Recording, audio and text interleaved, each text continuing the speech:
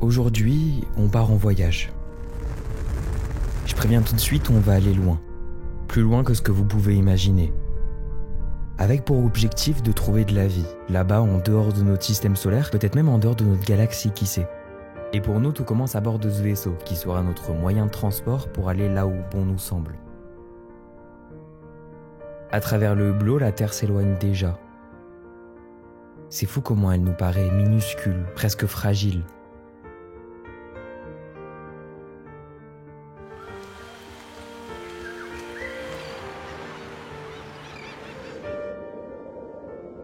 Profitez bien de ces beaux paysages parce qu'on va plus en revoir avant un petit bout de temps. On vient d'ailleurs de franchir notre première frontière. Elle paraît beaucoup plus grosse vue comme ça. Elle paraît aussi beaucoup plus vide, je vous l'avoue. On commence tout juste à vraiment s'éloigner de la Terre, et c'est que le début, car autour du Soleil s'étend un véritable cortège de mondes, tous différents, tous plus extrêmes les uns que les autres. Et on arrive bien sûr vers le grand rêve de colonisation. C'est une petite planète par rapport à la Terre, elle est 10 fois moins massive. Ce qui est fascinant avec Mars, c'est de se dire qu'il y a plusieurs milliards d'années, il y a eu des lacs, des océans, des mers et des rivières. Peut-être même qu'il y a eu de la vie. Après ça, c'est qu'une théorie. Mais alors pendant qu'on est devant, c'est pour quand le premier pas sur Mars ? Bah déjà, si on se concentre juste sur le décollage, ça c'est bon, on sait faire. Non, un des plus gros problèmes, c'est le voyage qui prendra 6 à 9 mois juste pour y aller. Et durant ces 6 à 9 mois où seront enfermés des astronautes livrés à eux-mêmes, tout peut arriver. Le plus gros problème avec un voyage comme ça, c'est les radiations qui proviennent directement du Soleil. En fait, sur Terre, on est protégé par un bouclier magnétique, mais à partir de 1000 km, il n'y a plus rien.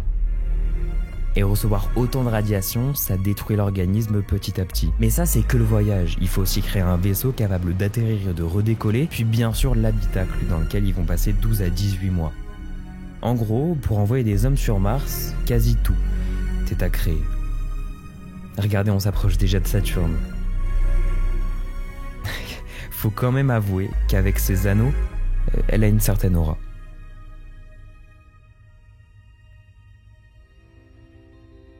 Anneau qu'elle perdra un jour pour des raisons beaucoup trop compliquées, mais dans 100 millions d'années, elle sera nue. Ce qui est le plus intéressant avec Saturne, ce qui va nous intéresser, c'est ses satellites. À l'heure où je vous parle, il y en a un peu plus de 250, mais nous on va s'intéresser qu'à un d'entre eux. Voici Titan.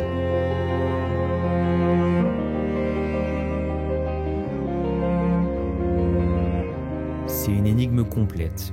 Vu de l'espace, c'est qu'une boule jaunâtre située à près de 3 fois la distance Terre-Lune de Saturne, et à la surface de Titan, de vastes étendues solennelles sont grand intérêt pour notre recherche de vie. Mais en se déplaçant au pôle Nord, on peut y trouver des lacs de méthane et d'hydrocarbures liquides. Une mer surtout, la plus grande du système solaire en dehors de la Terre, Krakenmar. Parsemée de petites vagues d'à peine quelques centimètres.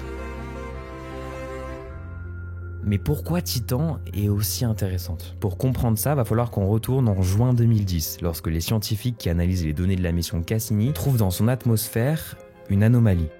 D'importantes traces de méthane qui pourraient être compatibles avec la présence d'organismes. Il faut bien se dire que s'il y a de la vie sur Titan, elle sera complètement différente et sous une autre forme que celle que l'on connaît jusqu'à présent. Parce que c'est pas de l'eau qui y coule, c'est des hydrocarbures. Ce qui, vous vous en doutez, remet en cause toutes nos connaissances sur la façon dont la vie peut apparaître. La vie, si bien qu'il y en ait sur Titan, prendrait une forme de sac de méthane. C'est une théorie solide, même si on reste ouvert à d'autres possibilités, donc pour le moment, rien n'est certain. Mais on va quand même se garder ça dans un coin pour plus tard. Là, on commence vraiment à arriver aux confins du système solaire avec les géantes glacées. Voilà Uranus et un peu plus loin Neptune. Cette dernière est un peu plus particulière que les autres parce que c'est l'ultime planète de notre système solaire. Elle est à 4,5 milliards de kilomètres du Soleil et ça lui offre des caractéristiques bien particulières. Notamment cette tâche qui est une tempête où, il n'y a pas grand intérêt à juste en parler, donc on est devant, autant y aller.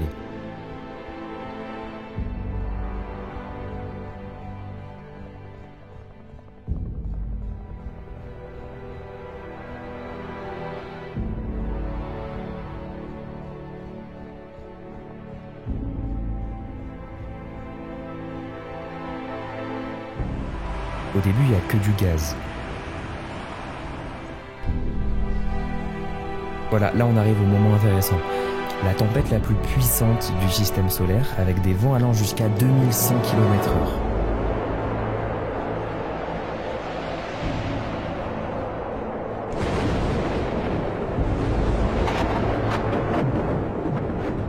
Nous voilà présents dans l'océan de Neptune.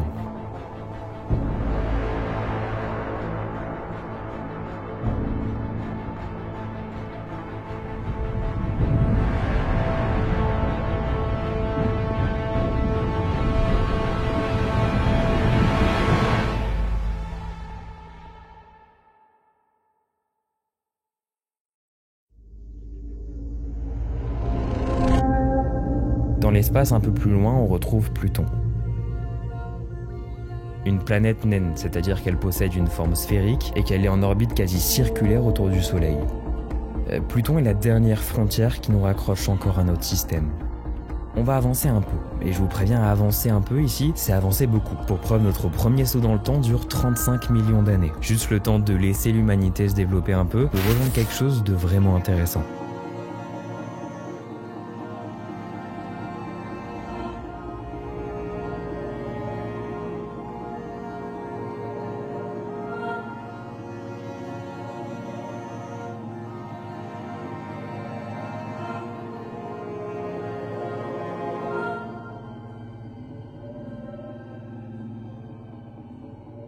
Voilà un bras spiral, c'est une sous-partie d'une galaxie, et contrairement à ce qu'on pourrait croire, c'est pas un lieu avec une densité plus forte d'étoiles. Il y a simplement une fécondité accrue. Il est composé en grande majorité d'étoiles bleues, bien plus chaudes et bien plus vives, mais qui ne vivent que quelques millions d'années. Il faut bien se dire que l'univers n'est pas figé, c'est un organisme vivant avec des cellules qui meurent, et d'autres qui se créent. Et puis justement, à quelques pas de là, une étoile. Mais pas n'importe laquelle. Elle est sur le point d'exploser en supernova car beaucoup trop massive pour le peu d'hydrogène qui lui reste.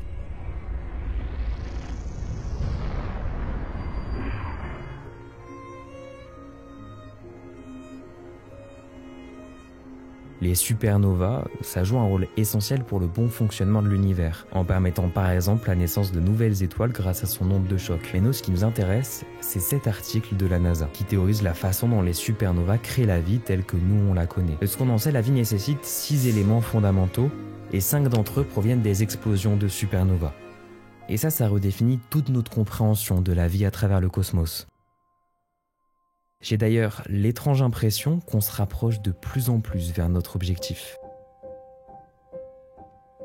Les premières planètes habitables ont pu se former des 100 millions d'années après le Big Bang dans les débris des toutes premières supernovas, bien avant la formation des premières galaxies, ce qui veut dire que rien n'est encore perdu pour notre voyage. On va peut-être réussir à trouver de la vie.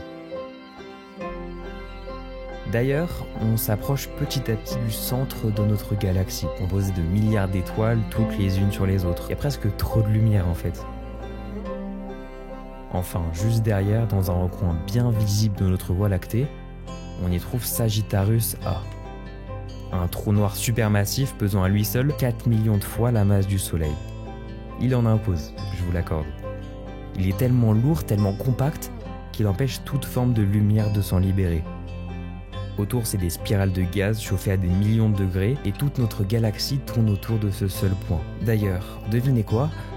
Au lieu de s'en éloigner, on va s'en rapprocher un peu. Et si on osait franchir la limite? Et si, au lieu de craindre le vide, on s'en servait comme un passage?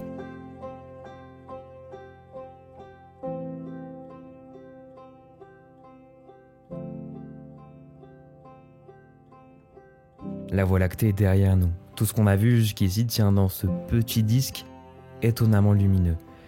Et de l'autre côté, des milliers d'autres galaxies. Là-bas, il y a Andromède, la galaxie la plus proche. C'est une immense spirale 2 fois plus grande que la Voie lactée, tellement grande qu'on peut l'observer à l'œil nu depuis l'hémisphère nord. Et puis autour de notre Voie lactée, quelques petites galaxies satellites, un peu comme Jupiter avec ses lunes, mais cette fois à une autre échelle quand même. Juste là, c'est les nuages de Magellan, qu'on peut observer sans instrument depuis le pôle sud. On a longtemps pensé à des grosses galaxies satellites, mais elles sont beaucoup trop rapides pour ça, donc elles sont sûrement que de passage. C'est d'ailleurs assez marrant d'observer les étoiles se promener entre les deux nuages, allant du petit au plus grand. Puis, à une plus grande échelle, les galaxies se regroupent en amas. Et chaque petit point lumineux que vous voyez, c'est une galaxie. Chacune contenant des centaines de milliards d'étoiles. La Voie lactée doit être par là, un de ces points lumineux sûrement. Et entre ces galaxies, il n'y a rien.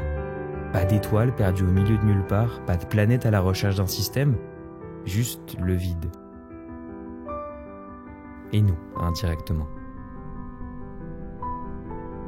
En fait, sur Terre, on n'est pas seulement minuscule face à tout ça, on est surtout noyé, perdu dans un océan sans fin. Mais, et si je vous disais que même ce vide a une limite ?